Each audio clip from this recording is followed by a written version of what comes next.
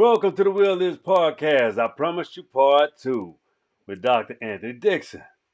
So, me and Dixon gonna put on once again. I hope y'all enjoyed the first one of the shows. Y'all been killing the shorts and I gotta watch the videos. I know the shorts. When you watch the shorts, gravitate to the video immediately. You're gonna love it. You know you're gonna love it. But anyway, welcome back. We are here again on this wonderful, beautiful Friday. Thank God it's Friday. Oh my goodness, man, it is Friday, and we are happy. We are happy as hell this Friday. So we're gonna after reviewing last night's show, y'all say Anthony talk up a little bit. He gonna do that. We comfortable now. We good. We in the building. So here it is again. The Up from Incarceration, the book. Yeah, yeah. I'm ready for part two. Part one was off the chain, man. That thing was smoking, wasn't it? Oh my God! You see, that's why you can't judge a book by its cover. But what we want to do is get us back into good books. You never know what people go through. You never know their stories, mate. One day, y'all gonna hear a little more of mine. You know, still gotta do part two of Pensacola to Columbus, and we're gonna cover a lot of ground with that. So, again, I'm excited about this part two. It's amazing. Again, man. So we here we go. We got to take it away, Dr. Anthony Dixon. Let's go, man. Let's go. So you got it. You got it. Yes, sir. Let's All get right. comfortable. For those of you, I hope you do get a chance to watch part one, and definitely part one before part two. Yes, sir. I stopped at chapter 3 with the incarceration. And again, this is um, my passage to manhood and me coming through my self realization and what I learned in terms of looking at this lure of fast money and the quote unquote thug life. And so I'm talking primarily through this book to young people about the myths of the thug life. And so I'm going to pick right back up. Again, chapter 3, as far as incarceration and goes, again, most of my trouble or problems during incarceration came from officers. It came from COs, and particularly white COs, just calling it like it is. And so I had a black sergeant who saw this, and he took a likeness to me, also because just because of who I am, but also he felt a connection to me because his daughter was at Florida A&M at the same time I was at Florida A&M. And so he kind of took me out of the school where I was teaching the GED, and I began to work for him. And he was over the supplies for the institution, for the whole prison. And so I became pretty much his clerk. I was in charge of all of the chemical supplies and things of that nature for the whole compound. And so things continue to pursue though in terms of always having some run in with a white officer. And so it then got to a point where I was actually asked to run what they call the canteen, which was the small store. There were a couple of small stores on the compound, and I was asked to run the main canteen that was at the visitation. And I admitted I kind of liked that because that was probably the most I had seen women in a while. By that point, probably I was down 3 years at that point. And so I was as the canteen man. I came there's always two-edged sword, right? So I was also coming into even more contact with officers, and so there was a what was he? He was not a captain. He was a major, but he was over at the work camp. But he would come in, of course, to the main unit, and come to the canteen and whatnot. And for some reason, um, he just had a thing from the moment he saw me. Um, and from that point on, I simply did whatever he asked and tried to, get him away from my canteen door as fast as possible. And so I had another incident um, where a female officer accused me of basically cursing her out. She accused me of cursing her out, and the sergeant, um, the black sergeant, he immediately stepped in when he heard on the radio and whatnot that they were about to take me to the hole.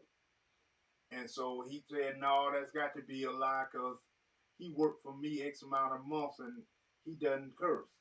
He told me he gave up cursing in 1994, which I had done. And so didn't matter. Of course, they uh, they superseded him. The captain put me in the hole anyway. And Jeez. so I was only briefly in the hole, and he was able to get me out of the hole.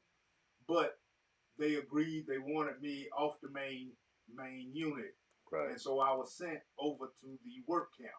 Right. And if you know anything about Department of Corrections, many of your prisons have the main unit, the main camp, and then they'll have a smaller unit on the side, which is the work camp, which is reserved for those that are in medium to minimum custody, and they go outside of the fence and they do work. They cut the grass.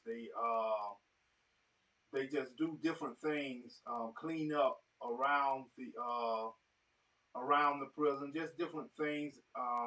They even go into town, in the nearby town, do trash there, do different field potholes, just different public works that you see, people on the side of the road doing usually from the county jail. Well, Sure. there are prisoners that do it as well. And so at that unit, I was only there for, I was only there for probably about 3 weeks before I ran back into that captain again. Mm-hmm. And so I was in the chow line, and they came up with a new rule. Yeah. Well, it wasn't a new rule. They started reinforcing it. No talking in the chow line. Damn. Like Marine Corps. When I got up to the actual window to get my plate, I had also stopped eating pork in like 1994, and if you tell them that, they'll give you an all veggie plate, pretty much just veggie and beans. Right. And so when they put the plate, I asked them, I was like, "Is this pork?" And before the other inmate could answer, the officer walked up and said, "No talking in the child line," and he took me outside. And when he took me outside, the captain walked up, and I knew I was in for it. He walked up with a smirk on his face and said, "Don't you know it's no talking in my child line?" And I asked him, "Well," I said, "Well, how am I supposed to know whether or not that's pork or not if I don't ask? How do I know? How do I get, the veggie plate, the beans and vegetables if I don't ask?" And so, of course, he called me a smart ass, and they threw me in the pen. Now, the pen is just like it sounds. It looks just like a dog pen, only it goes up about 15 feet. And so they threw me in the pen, and they had an inmate bring me the veggie plate in a styrofoam uh, out in the pen, and it started pouring down rain. And so I'm sitting out in the pen eating, eating off my styrofoam plate in the pen in the pouring down rain. And when they let me out the pen, he asked me, how did I get over to his camp? And I just looked at him and I was like, they just transferred me over. I didn't go into the other incident. I said they just transferred me. And so he sent me on to the dorm, and the very next day he came back and he said, I don't want you on my compound. And so I went to the hole again. And this time I stayed in the hole for 32 days. I did 32 days in the box and I was shipped. Now, when I got shipped, I was supposed to go to, I had been trying to get to the Tallahassee Road Prison um, because I thought that would better my chances to getting to work release and getting to what was called study release. Right. So I could get back into school. But instead, when I got to the other camp, when I got to Liberty Correctional, I started teaching again. And by then I had really honed my skills in teaching, and I had it down pat, so to speak, and the GED down pat. And so again, the teacher ended up, she recognized it quick, and I just started teaching the GED. And Right. so the 3 years, and this is always something I do brag about. I'm proud of this, you know. Sure. 3 years before I got there, they only had 12 people actually get their GED because they really didn't care. They really wasn't trying, you know, Right. and encouraging inmates to get their GED. Right. I was there for I got there about 2 months before the next GED test. Sure. So in 2 months' time, we took the GED. They took the GED test. The ones that I taught, they took the GED test. 52 people passed the GED, and it wasn't just because I was some terrific teacher. It was because they finally had somebody in there that was willing to teach them and help them pass that test. Yeah, just competence. Right. Yeah. And so they cared because the other teachers, they were there. They just didn't care. This was a new teacher, and she cared, and she saw that, you know, I had the capability, so she just, you know, made sure I had what I needed to get them to the level they needed to be. For sure. And so here's the thing about it, though. The same thing makes you laugh, makes you cry. The teacher went behind my back because I was, like I said, I was supposed to only be there for a few months. I was trying to get transferred. She stopped my transfer, and she held me there. And she actually held me there a whole year. I was only supposed to be there 90 days. She held me a whole year. Prisoner. And so, and I understand, you know, hindsight, this was what the ancestors and God wanted me to do, you know, but when I'm there, I didn't see that. I was mad. And so I started getting frustrated. Where's my transfer? I was supposed to be here 90 days. I've been here going on a year. And so I let that, I was good at getting energy and transferring that energy. When I got mad, I'd go read, I'd go write, I'd go turn it into something positive. Right. But I kept being angry about being there. And so I didn't transfer that anger the way I should have. And so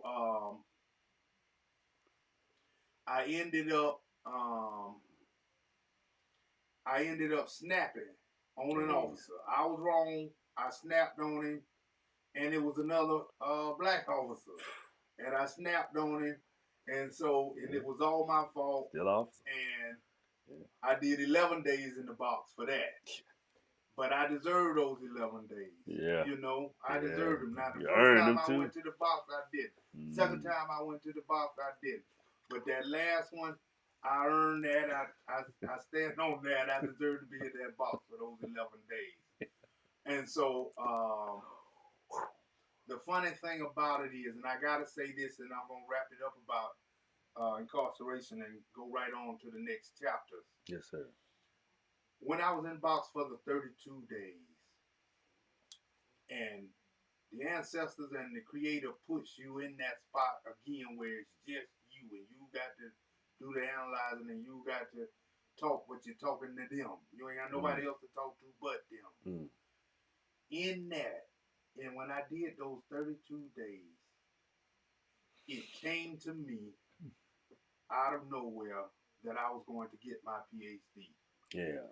And when I came out of the box, I never forget, I came out of the box, I was ashy. If you know anything about it, when we devoid of light, we get light, you know? Yeah. And so I'm ashy, I'm light skinned, Oh. and I'm with a group of brothers. Yeah. And there was an officer standing there.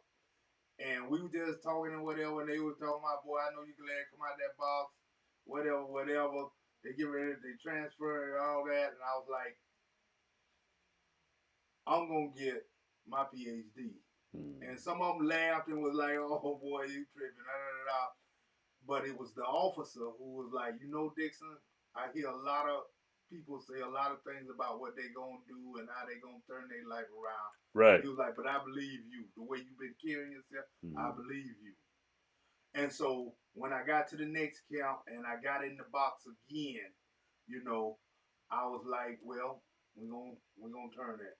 I kept reading, you know, I was still in contact with my mentor. He's telling me what books to get. I'm ordering the books, all of that good stuff. So I just honed in on that. And so I went, when I got back out the box, I went back to work for the teacher. But this time I talked to the administrator, one of the administrators, because she had befriended me. It was a sister. And she had befriended me, especially because by now we were over 100, you know, people getting their GED. So at that point, she was like, "What is wrong with you? What the world are you doing going to the box? What's wrong with you?" And I told her, and she was like, "What?" And she went and checked, and true enough, she verified, yep, she kept it. Because it was actually another inmate that told me that she put the hold on me. He worked in the office. And so she went and verified it, and she was like, yep, she took it off. And so she took the hold off of me, and I ended up going over to the work camp for a few days because you have to exercise your custody, meaning they dropped me the minimum, but they test you first to make sure you're not going to run, you're going to follow the rules and all that good stuff.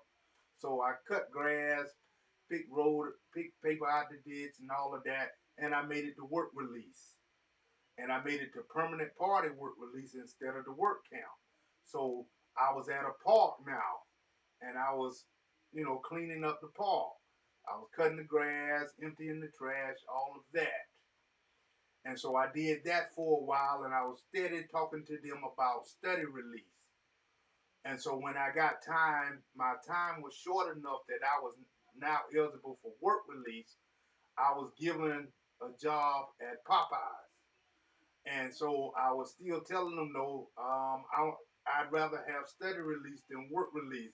At this point, the little money that I would make is fine, but you know, getting back to school is is much more important to me. And so I found out that due to my charges, I was not eligible for study release. I couldn't have study release.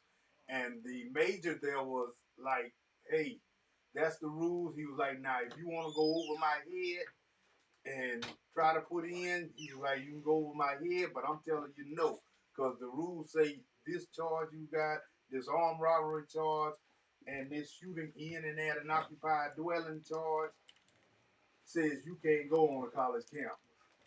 And so I ended up just working at Popeyes for about, 10, 11, last 10 months or so. But I began to really hone in on getting back into school. And I was focused. Nothing was going. I was doing what I was supposed to, all of that good stuff.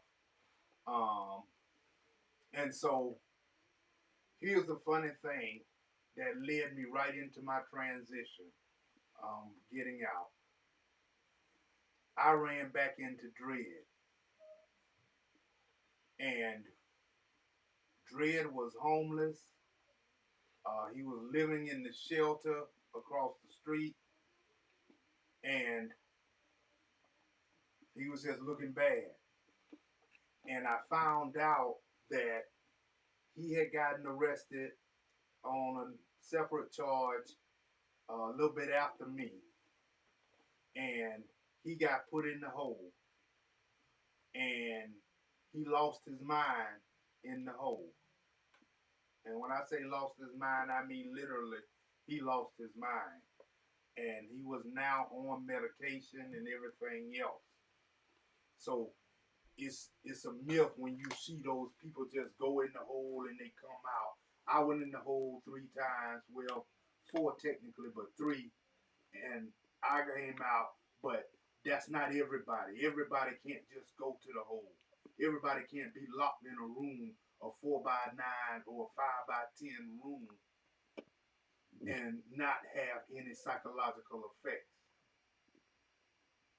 And so, and there are other psychological effects, right? And I'll get to that when I get to the other chapters. But my transition, my transition started just before I left. When I ran into Dread, I knew, you know, that the Creator and the ancestors had saved me. I knew that they had saved me. Absolutely. Now I have verified. I knew it personally because I should have died in the car accident and all of that good stuff, or gotten shot out there or something. But when I saw Dread, I knew that I had been saved. You know, when you see your old, well, as my mama used to say, your old crony or your old friend, you know, and you see how they're doing. You know, and it was kind of, if you ever saw the Malcolm X movie, when Malcolm X went and saw his friends, old cronies, and his friends, how they were doing. That was my moment when I saw Dread, you know. I had a couple of myself. And so I found out from my mentor, though, that the rules had changed. And so the only way that I could get into grad school, and the only way I was eligible for grad school now, was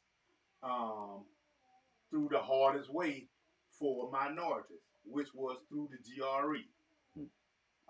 Sort of like the SAT to get into college, where you have to take the graduate record exam to get into grad school. Right. And then some have to take, the LSAT to get into law school, and then the GMAT to get into the medical school. Okay. Well, I had to take the GRE, and I had to make 1,000 in order to get in.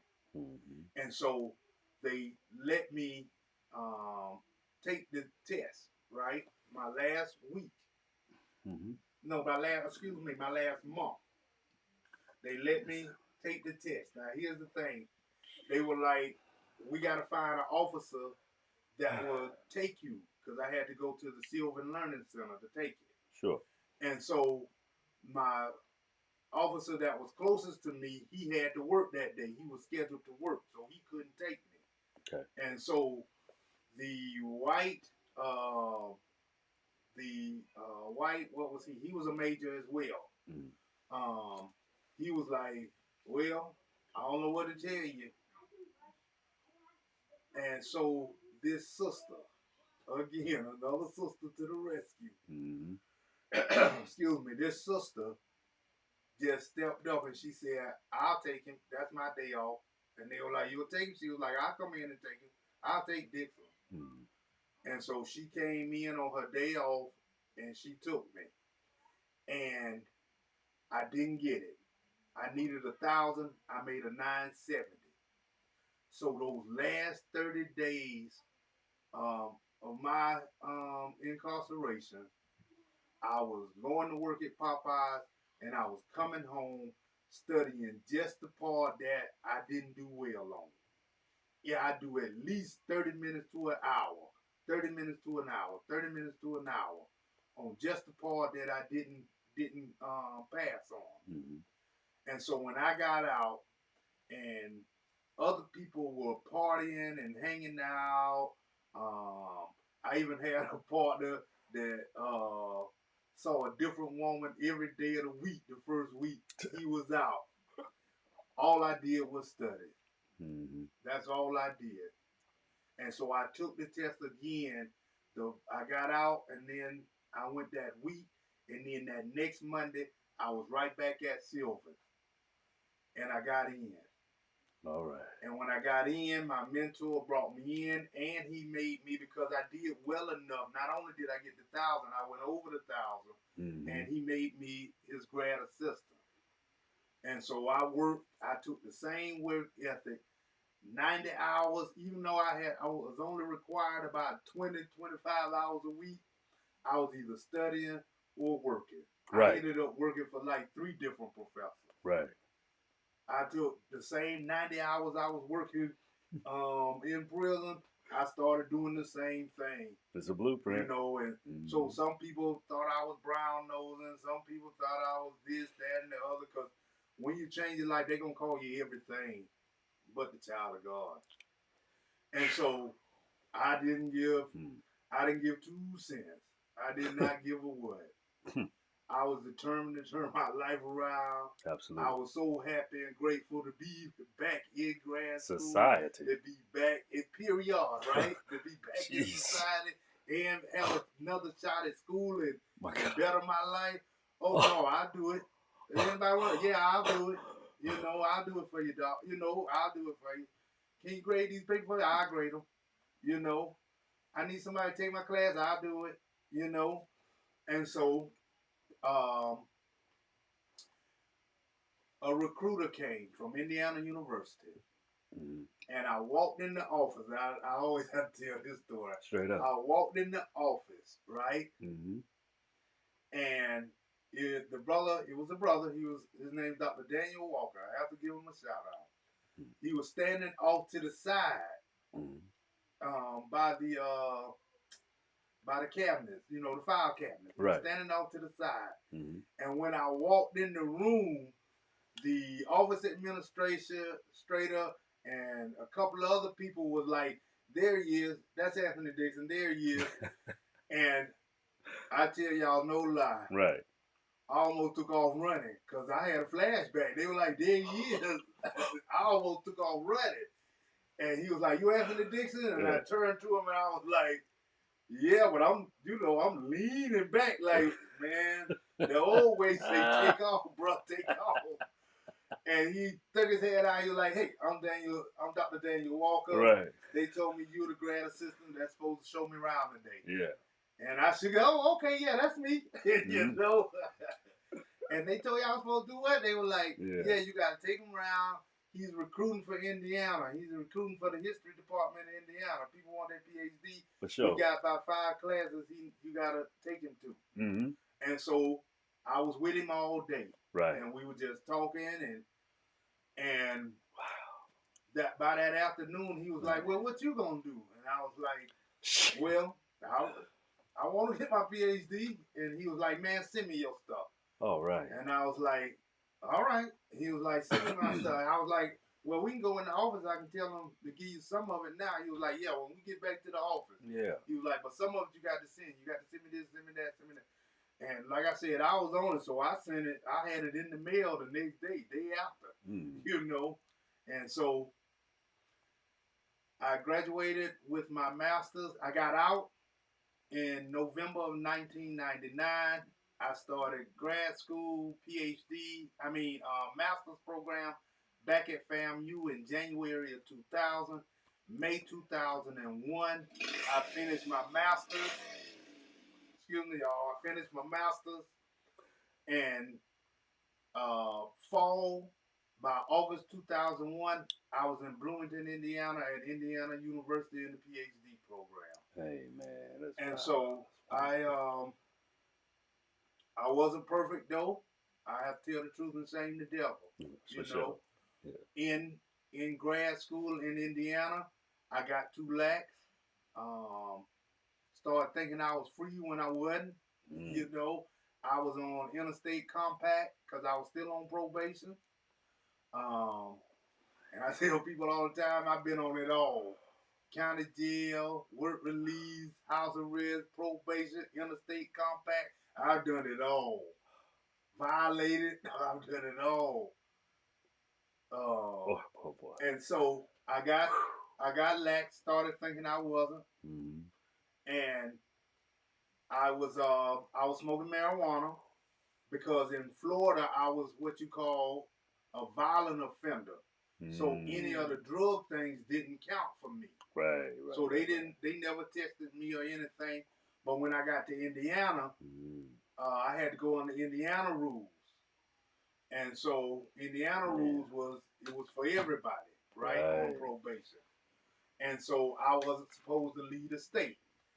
And so I went with my two biggest vices for my birthday. Two biggest vices. What's that? That was weed and women. Oh, yeah. And so I got the big idea to go about 60 miles across the state lines in the Louisville to this famous, well, not famous, but well-known strip club called Cookies. I've been to Cookies. You been to Cookies? Okay, well, I got locked up outside of Cookies. I ain't even make it on the inside. My car door was messing up, and the window wasn't acting right. And I told the guy I was with, I was like, hey, don't roll down the window, because the window gets stuck. And he wasn't listening because he was drinking over there while I was driving. He cracked the window. So we pull up in the Cookies, smoke just coming all out the window. And police officer, as you know, because it's right across the street from the Kentucky Derby. That is. They would sit right. And so, long story short, I got violated. And so I did another thing. That's why I said I've been through it all. I got extradited. I got extradited back to Florida, and everything was in jeopardy. You know, everything was in jeopardy. And the prosecutor wanted me to go back to prison, but the judge was like, what's the new charge? And he was like, oh, no new charge is violation. And she was like, oh, technical violation. For flunking the test and leaving the state. She was like, technical? She was like, you want him to go back to prison for a technical violation? And she was like, and he's in college trying? She was like, no, I'm not doing that. And so I got mercy again.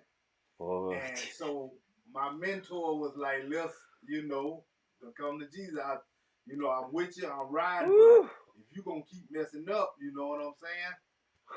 And so I got yet another shot, went back to IU and kept my head on straight, went ABD, came back to Florida.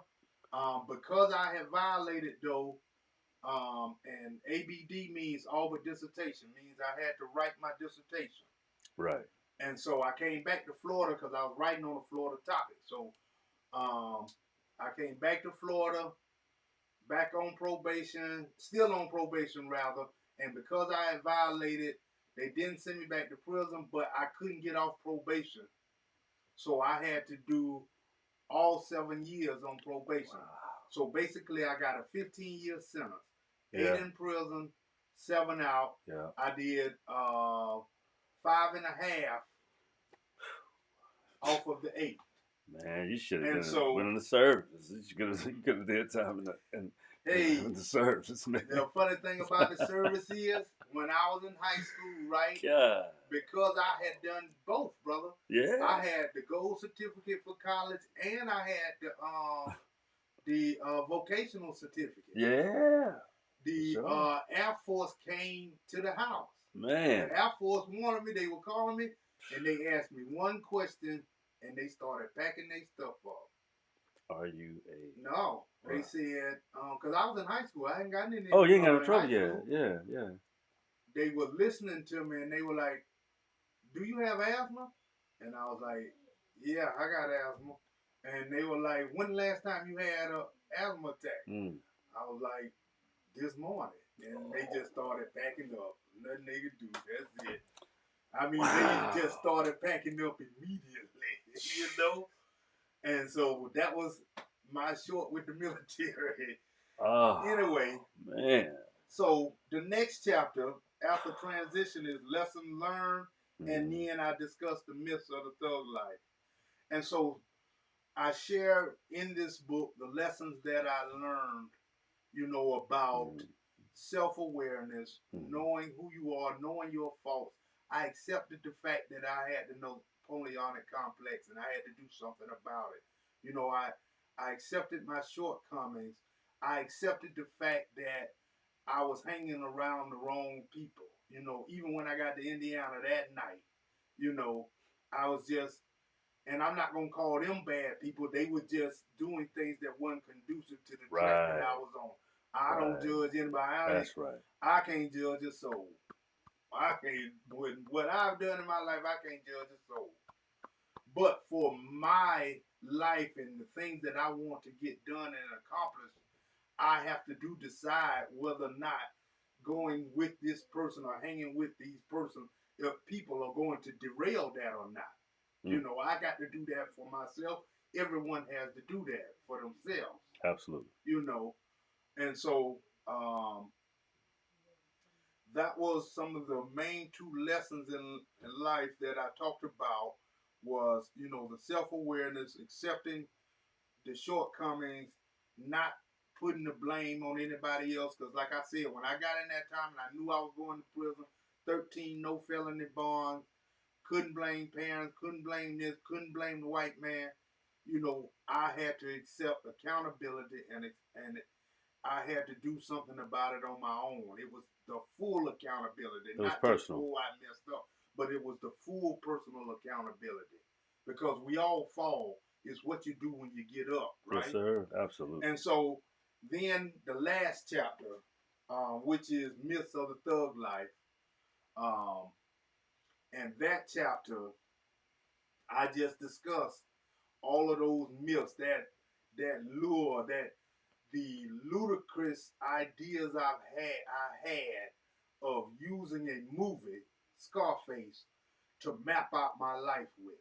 You know, using Scarface to go from thinking I can go from robbing to selling guns, and I was gonna have all this money and fast and all of that, and I placed my whole life plan on a movie, you know, and was gonna use my college degree to get all of the businesses I could do, you know, I could launder and everything else out of, you know, becoming a part owner of a car lot and things of that nature, you know, using that, something, you know, a movie to map out my life. And then the other things, you know, the overall myths, right? Oh, yeah. There is no glory in going to prison, right? Absolutely Anybody not. that accepts going to prison, they have been indoctrinated. They have been broken. They not strong. They have been broken. Because you go through these cycles. Your 4th year in prison is the hardest year. You can ask anybody. That's your hardest year. Because your mind still wants to be free and is still wanting to be out there and everything else. By that 5th year, you accept incarceration. You accept being it. And it's that at that point you can decide, is this what I want to do for the rest of my life? Do I want to go in and out of prison for the rest of my life? Or am I going to do something and change my life? Right. It's that 5th year. And so, another myth. This thing about thinking you could just be locked up and it won't psychologically affect you. Like my friend Dredd. He goes to the hole one time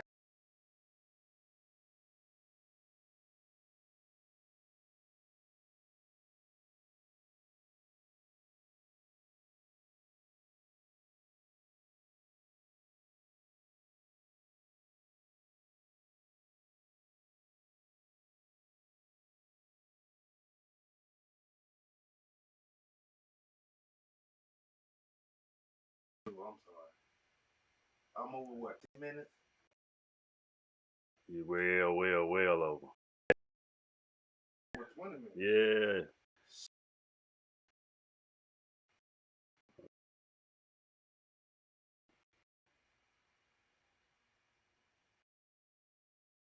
There you go.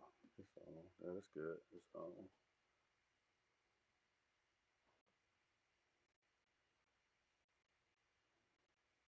How you doing right? All right. Let me see. Let me refresh. All right. The internet done bounced. Well, I promise you though, the next two books, 30 minutes. Because I've done them in 30 minutes. You know what I'm saying? It's almost 6. My family time be coming in. What time family time? Now? Yeah. Okay. Well, let me.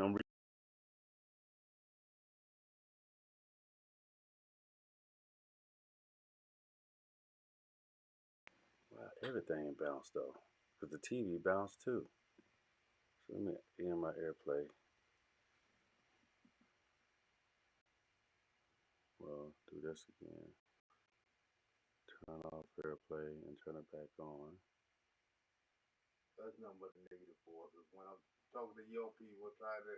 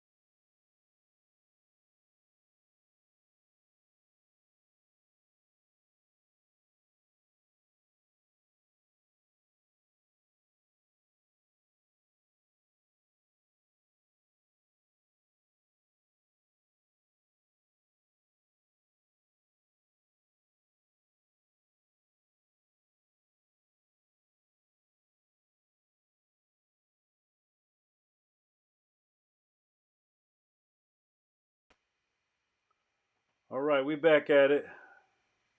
We back at it. We back at it. We back at it. Let me get my cameras back. We had a let's say, and we had something that happened with our Technical difficulty. yes technical difficulties. So let me add my extra camera in here.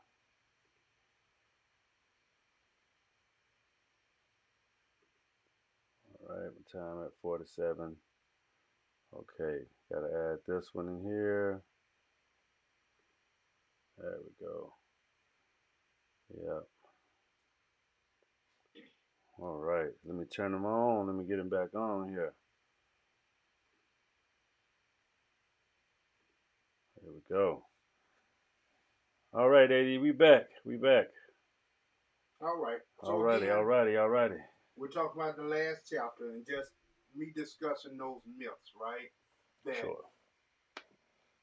people look at it on TV and they see people just go into the hole and they just come out the hole and everything hunky dory. That's not the case for everyone. Right. You know, everyone cannot handle the psychological effects of being in the hole. Mm-hmm. And it's particularly those first 30 days. Those are the hardest days. People break and snap mentally. They try to commit suicide. They even do commit suicide by various ways. Mm-hmm. Usually hanging themselves with the sheets. So sometimes they'll take the sheets if you're showing no signs or things of that nature. Mm-hmm. Or they'll take the shoestrings out of their shoes. Mm. But anyway, it's that though. And then it's also like I discussed a few minutes ago about the 4 years. And the fourth year is the hardest year. Right. In that fifth year, you have that choice. You either going to accept it and start going back and forth and become institutionalized, or you going to decide to make a change and never go back. Because I have met brothers, you know, that I was incarcerated with. I just ran into them, you know. Ran into a brother one time at Burger King. Mm-hmm. He asked me, "You been back?" I said, "No." He was like, "Me neither, boy. I'm not going back." You know, you have that No, choice sir. to make. Right. You know, and so these are the things they don't discuss. Mm-hmm. And then like this whole thing about everybody getting raped in prison, and it's always this. I see it now on YouTube everywhere. And so I tell people, one person actually asked me one time, and I was like, "You ever watched Oz?" And he was like, "Yeah, I watched Oz," and it was a female too. She was like, "Yeah, I watched it too." Mm-hmm. I was like, "You see, it's the same people in the same mess, right? Mm-hmm. Same people dealing with raping and everything else, right?" I was like, "Yeah." They were like, "Yeah." I was like, "It's pretty much like that because it's a city inside of a fence, right?" And so if you stay out of mess, I was like, you see all those other people in Oz just being stand around, just standby actors, right? Mm-hmm. Extras, right? Mm-hmm. I was like, you can be an extra in prison. You just do your time. You don't have to be a star, and basically. You don't have to get into any of that. And if it comes to you, right? Right. Then you do have to stand up. That's what it mandatory. is. You don't have to stand out, but you do have to stand up. And I'm not saying that I never had to stand up. I did. But it just wasn't something that I had to deal with constantly. Right. Because I was the GED man, Mm-hmm. you know. But there were times when you have to stand up. Right. You don't have to stand out, but you got to stand up. Right. And so, for sure, those are the things, you know. Like I just saw something on TV, and I'm going to wrap it up there. Mm-hmm. Not on TV, excuse me. I saw it on a meme or something, where this other young guy that was in prison, he was being talked to by a lifer. You know, that's a lifer. That's somebody never coming home, right? And he told him, he was like, "Man, if I had a chance, I'd go to McDonald's, I'd flip burgers right now, not to be here." Right. So there is no glorifying going to prison. I don't care what they tell you. Right. For sure. Because anybody that's doing life, they would trade that life to be where you are, to be out here with us. Absolutely. They would trade anything to be out here. Mm-hmm. So don't fool yourself, and young people gotta stop thinking that they can just go in and everything all right, or you getting this 80 years and thinking it's going to be all right. It's not a year. It's going to get you. Mm-hmm. This is the rest of my life. And it didn't have to be this way. Right. So again, you got anybody, niece, nephew, cousin, uncle, have them check this book out. Read the book. Have them read it. Again, I'm Anthony Dixon. God bless. One love. Hell of a story. Powerful. Way to take your life back. Way to find the will to take your life back. To find the will and then to that's intestinal fortitude. That's knowing how to take it a day by day to get back to somewhere that is conceivable. Very powerful, brother. I think y'all should go buy that book. And you heard it from the author's mouth. That's powerful. That's an epic. A lot of people uh, don't take roads like that, and it takes a lot to you know reinvent. Like we always discuss on the show, reinvent. Rediscover, renew. That's a continuum because if you listen to a couple of things in the story, he slipped back, he backslid, had to try something else, and it's just that that drug, that power drug. That's man. That's like I say, I can't even identify with this story, but I can accept the fact that it's an amazing story. It's a powerful story, and I know people in my family with it didn't go that way for them. A lot of people in my family were murdered, uh, even in prison, and some of them that survived came out. They didn't do quite this well. They didn't do so well.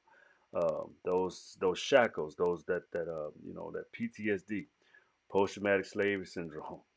And that's also applicable to the prison system. It's applicable to so many different aspects of how people have to overcome their challenges. Like I said, wow, what an epic, beautiful story. Once again, he'll be back. With Choke, check it out. The Wheel is podcast. This was epic. This was wonderful. And don't forget, y'all, we'll be back. And remember, the wheel is yours. Check it out. Hey, a hell of a job, brother. Hell of a job. Hell of a job. I think that.